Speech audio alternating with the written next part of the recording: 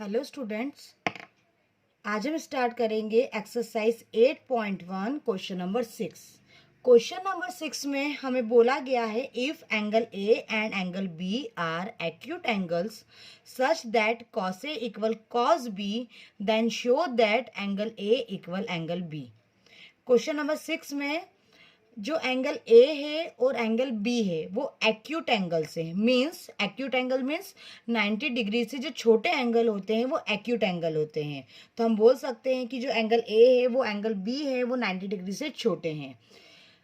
और हमें बोल के रखा है कि cos A equal cos B है, तो प्रूफ करना है हमको angle A equal angle B. ठीक है, मतलब एंगल ए और एंगल बी क्या है, दोनों आपस में इक्वल है। तो सबसे पहले हम साइड में राइट एंगल ट्रायंगल बना लेते हैं। ठीक है, अब एंगल ए और एंगल बी एक्यूट है, 90 डिग्री से छोटे हैं। तो ए और बी के अलावा कौन सा एंगल आता है, सी आता है। तो हम सी पे 90 डिग्री बना देते हैं।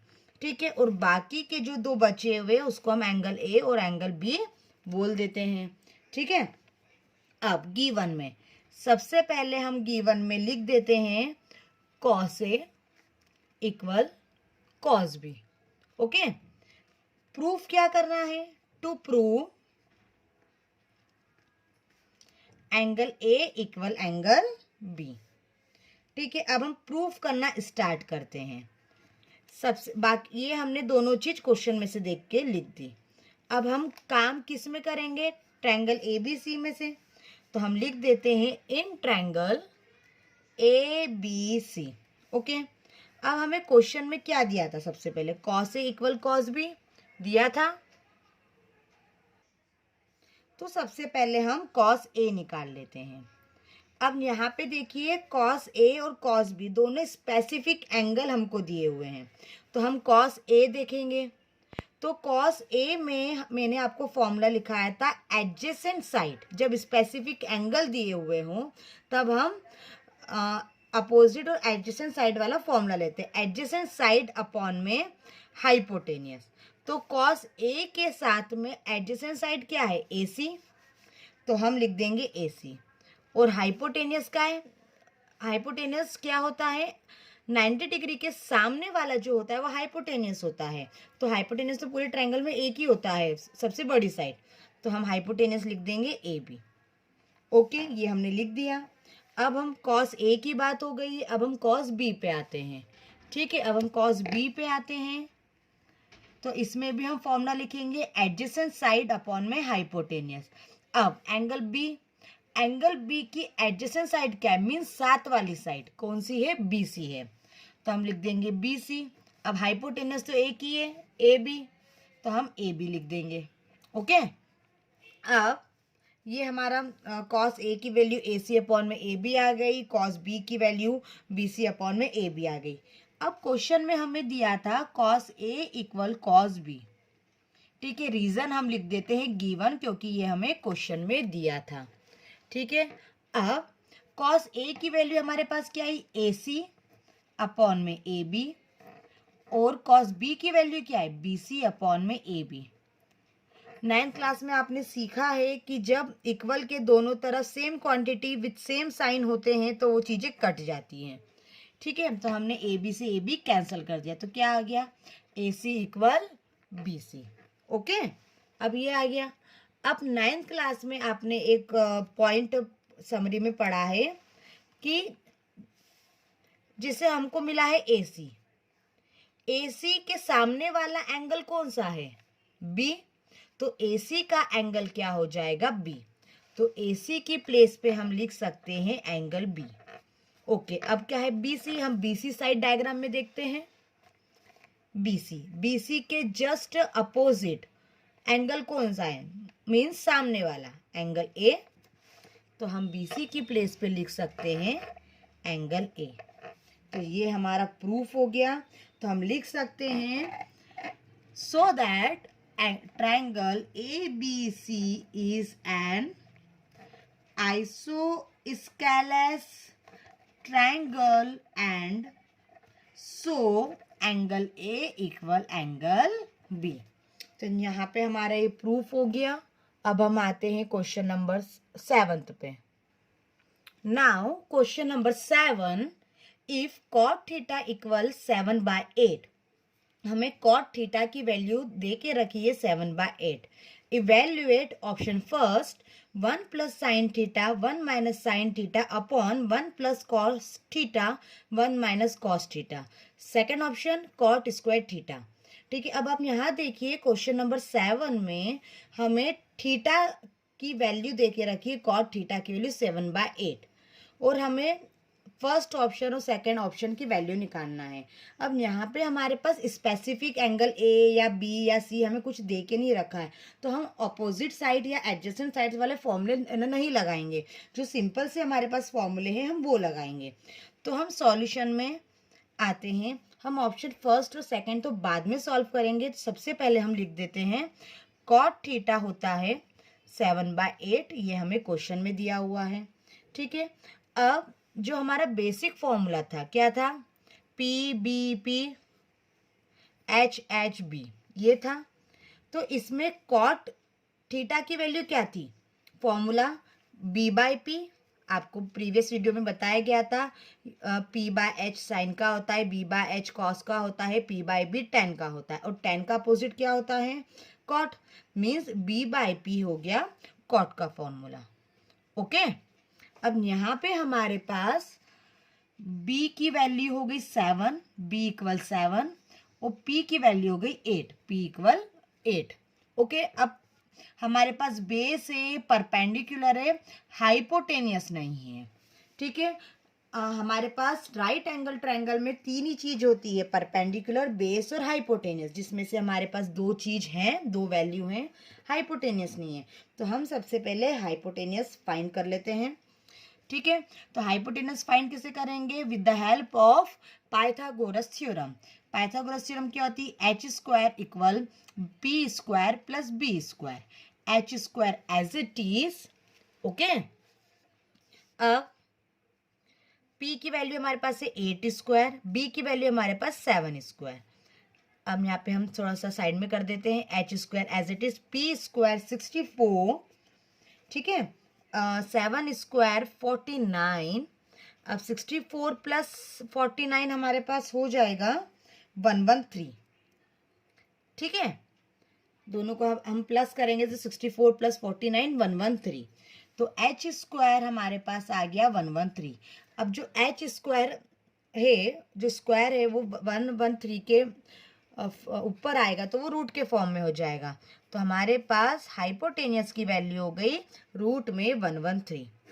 ओके, अब हमारे पास हाइपोटेनियस की वैल्यू फाइनली आ गई है। अब फर्स्ट ऑप्शन पे आते हैं। फर्स्ट ऑप्शन में सबसे पहले फर्स्ट ऑप्शन हमने लिख लिया, 1 plus sine theta 1 minus sine theta upon में 1 plus cos theta 1 minus cos theta.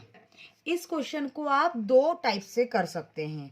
या तो आपके पास h आ गया है, b और p तो आपके पास था ही सही, आप साइन और कॉस निकाल के यहाँ पे डायरेक्टली वैल्यू अप्लाई करके कैलकुलेशन कर सकते हैं। लेकिन कैलकुलेशन काफ़ी टिपिकल हो जाएगा, जिसमें आप स्टूडेंट्स कुछ मिस्टेक कर सकते हैं। तो मैं आपको एक इजी फॉर्म बताऊंगी, देखिए। अगर मैं 1 plus sine theta 1 minus sine theta का एल्जेब्रिक फॉर्म देखूं तो क्या हो जाएगा, a plus B A minus B. ठीक है, same quantity with opposite sign, formula होता है A square minus B square. तो हम यहाँ लिख सकते हैं 1 square minus sine square theta. यहाँ फॉर्मूला आपका बन रहा है a plus B A minus B, formula A square minus B square. Same formula नीचे भी बनेगा डिनोमिनेटर में, a plus B A minus B, formula A square minus B square. Okay, अब हम इसको आगे कंटिन्यू करते हैं। 1 का स्क्वायर 1 ही, sine square theta as it is, 1 square का स्क्वायर 1 ही, और cos square theta as it is. ठीक है, अब यहाँ पे आप देखिए, हमने स्टार्टिंग में बेसिक फॉर्मूले में हमने एक फॉर्मूला देखा था 1 माइनस साइन स्क्वायर थीटा, को हम लिख सकते हैं कॉस स्क्वायर थीटा। आप फॉर्मूले में देखिएगा, मैंने आपको लिखवाया है। 1 माइनस कॉस स्क्वायर थीटा को हम लिख सकते हैं साइन स्क्वायर थीटा। ओके, अब यहाँ भी अगेन एक बेसिक फॉर्मूला अप्लाई हो रहा है। कॉस बाय साइन क्या होता है? कॉट। अब यहाँ पे दोनों में स्क्वायर है तो हम स्क्वायर लगा देंगे।